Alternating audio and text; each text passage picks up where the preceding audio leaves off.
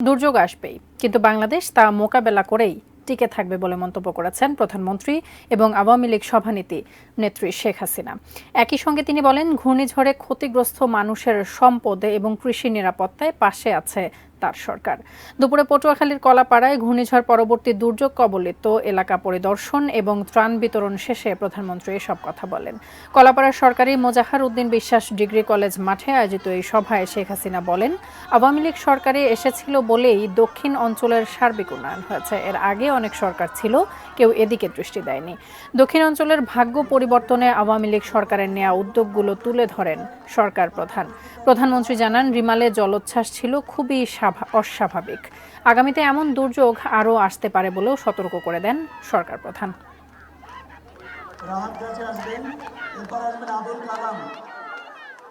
যেখানে যেখানে যাদের বাড়ি ঘর ভেঙেছে তারা যাতে ঘর বাড়িগুলি আবার মেরামত করতে পারেন, আবার নির্মাণ করতে পারেন, সেই ব্যবস্থাও ইনশাল্লাহ আমি করে দেব। অন্তত এইটুকু ভরসা আপনারা রাখবেন।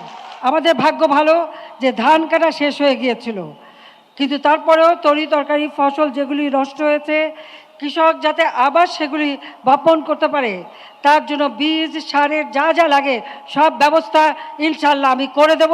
নতুন উদ্যমে আবার যেন আপনারা চাষবাস করতে পারেন।